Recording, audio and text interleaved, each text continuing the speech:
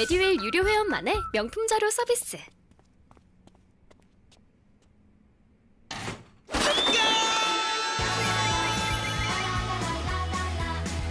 고퀄리티 명품 자료의 혜택.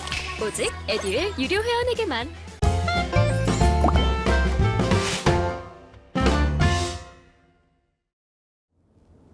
이번 시간에는 여러분들 2020년도 소방학 개론 기출문제 같이 한번 풀어보도록 하겠습니다. 2020년도 소방학 개론 문제의 가장 큰 특징은 직관적으로 한 번에 보자마자 풀 수 있는 문제가 거의 없었다는 거예요. 그래서 지문을 다 읽어봐야, 물론 그렇다고 해서 막 많이 어려워지거나 이러진 않았어요. 그래도 어쨌건 읽어보고서 한 번쯤 생각을 해야지 풀 수 있는 문제로 문제가 바뀌었다라고 생각을 하시면 됩니다. 그리고 또 2023년도 소방학 개론 오늘 다뤄볼 이 기출문제는 가장 큰 특징이 아마 다른 법보다도 올해 국가직으로 2020년도에 국가직으로 전환됨으로 인해서 임용용 법이 바뀌었는데, 이게 원칙은 10월이 3월이었는데 법이 4월 달에 바뀌고 시험은 미뤄져서 6월 달에 바뀌다 보니까 내기가 좀 애매했던 것 같아요. 그래서 좀 일정 부분이 좀 법에 민감한 부분들은 좀 많이 제외가 됐던 부분이 있어서 좀 전통적인 틀이 조금은 깨졌다라고 생각을 하셔야 됩니다. 그래서 자, 1번 문제부터 한번 살펴보시면요. 자, 가연물의 연쇄 반응 속도를 줄여 소화하는 방법으로 옳은 것은입니다. 그런데 이 문제를 푸시기 앞서서 이 문제를 푸시려면요, 기본적인 연수하고 소화의 기본을 알았냐라고 물어보는 질문이에요. 개론 여러분들 처음에 공부하셨을 때 이런 거 배우실 겁니다. 연소의 4요소, 3요소부터 시작하죠. 근데 일단 4요소로 할게요. 3요소, 4요소를 배웁니다. 첫 번째가 가연물이 돼요. 이건 본인이 직접 불에 타는 물건들을 얘기합니다. 두 번째가 산소. 이거는 조연성 가스 혹은 지연성 가스 이런 것들을 얘기하죠. 그 다음에 점화원 혹은 점화 에너지 이렇게 표현을 합니다. 그리고 마지막이 연쇄 반응이라는 표현을 써요. 이건 뭐냐? 자, 여기 앞에까지 끊어서는 3요소고요. 연쇄 반응이 들어가면 4요소입니다. 자, 제가 이걸 써드린 이유는 1번 문제를 푸실 때 원리를 알고 공부를 하셔야지 공부가 편하기 때문에 그렇습니다. 그럼 가연물은 뭐냐? 가연물, 종이나 나무처럼 직접 타는 거예요. 그럼 이거를 불을 끄는 방법은 기본적으로 이거를 제거 소화라는 표현을 써요. 제거. 그 다음에 산소를 없애는 게 질식수화입니다.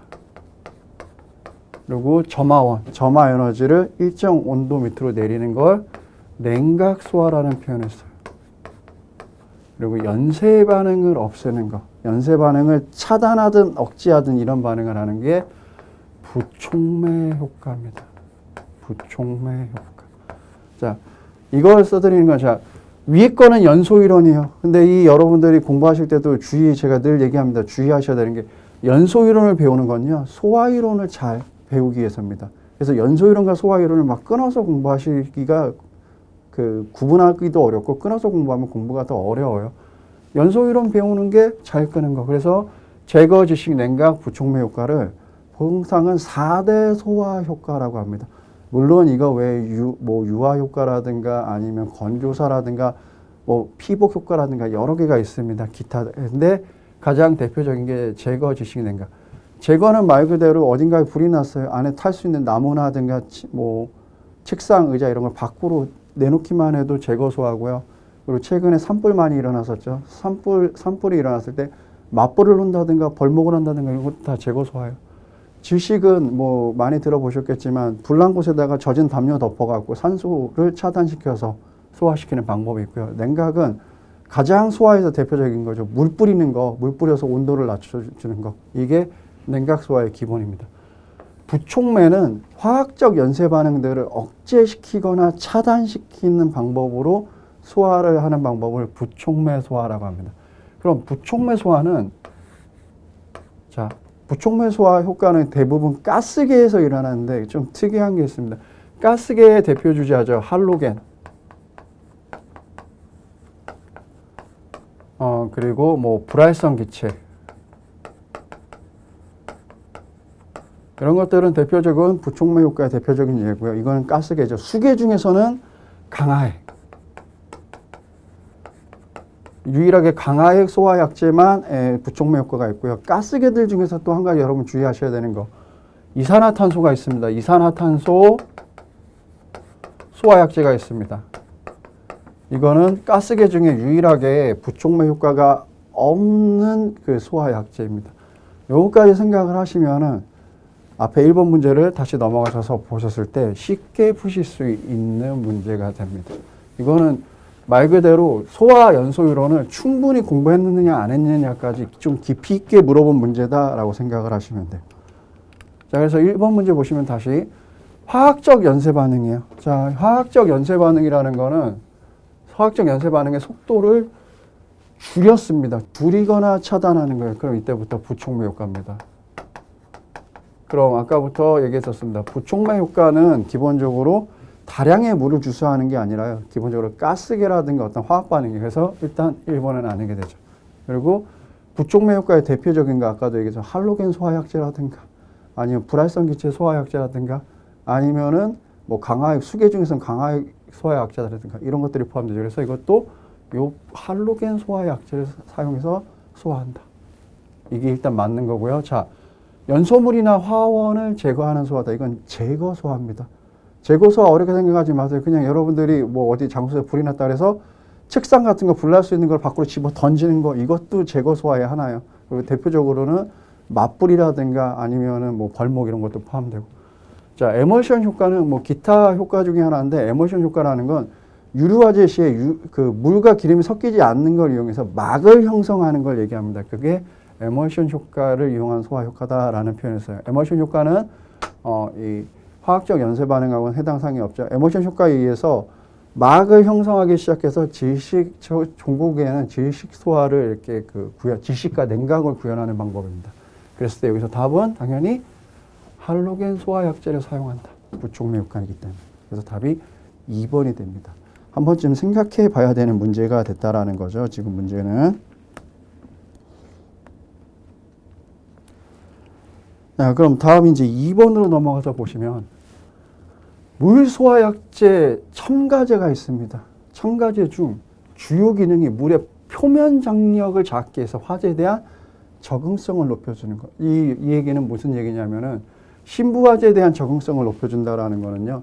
침투가 더 잘 되게 하는 거예요. 침투가 더 잘 되게 한다라는 거는 계면활성제를 얘기하는데 계면활성제 하면 여러분들 퐁퐁 생각하시면 돼요. 퐁퐁 같은 경우는 그 물체 사이에 침투해서 물체와 이물질을 분리시켜 준다라는 게 계면활성제의 기본적인 그 원리입니다. 그랬을 때 여기서는 침투제가 되고 첫 번째 나오는 부동제는요, 여러분들 그 얼지 말라고 넣는 거고요.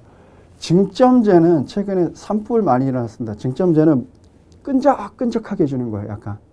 그 점도를 높여서 산불이 났을 때 산불의 가장 큰 문제는 불이 진화되고 나서 재발화되는 거예요. 그래서 표면에 계속 붙어있게 만들어주는 겁니다. 그래서 재발화를 막기 위해서 증점제를 넣습니다. 그 다음에 침투제라는 거는 계면활성제, 세제 이런 것들입니다. 그래서 빨리 침투해서 좀 더 속효를 보는 것들을 얘기합니다.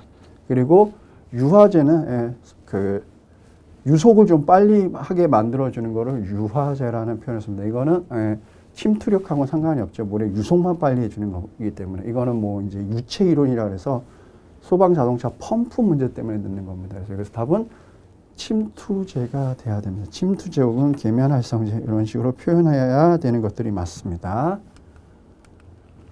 자, 그 다음에 가연성 가스의 위험도입니다. 위험도가 가장 큰 물질입니다. 위험도라는 건, 자, 여기를 기준으로 할게요. 자, 보통은 하한값, 연소 범위의 하한값은 L이라고 하고요. 연소 범위의 상한값을 U라는 표현을 씁니다. 근데, 자, 이 연소 범위는 뭐가 중요한 거냐면, 연소 범위를 너무 어렵게 생각하실 필요가 없는 게, 연소 범위가 5에서 15%예요. 그러면은 산소가 최소 5%에서 15% 사이에 있을 때만 불이 나요. 산소가 너무 적어도 5% 미만이어도 불이 안 나고요. 15%를 넘어도 과유불급이라고 그러죠. 너무 넘어도 불이 안 나는 겁니다. 즉 이거를 그냥 1단위로 아예 단촐하게 끊는다 그러면 이건 불나락률이 5가지에서 15, 그러니까 5에서부터 15니까 10가지고 이거는 뭐 9.4가지 정도, 이거는 뭐 8.4가지. 즉 연소 범위든 폭발 범위든 간에 여러분들 이론 공부하실 때요. 그 범위 안에 있었을 때만 불이 나고 터지는 겁니다. 범위 아래로 내려가도 범위 위로 올라가도 그 불이 나거나 터지지 않는다는 조건이에요. 그런데 자, 저 L하고 U를 왜 써드렸냐면 위험도 구하는 공식은요. 하한계 L분의 U-L입니다. 즉, 이 범위 값을 하한계로 나눈 값이 기본 공식이 됩니다. 자, 그걸 기준으로 봤을 때 하나하나 구해보시면요. 자, 메탄은 5에서 15예요. 그럼 5분의 15-5입니다. 그러면은 이거는 답이 2가 돼야죠. 그래서 일단은 자, 메탄 2로 써놓을게요. 2.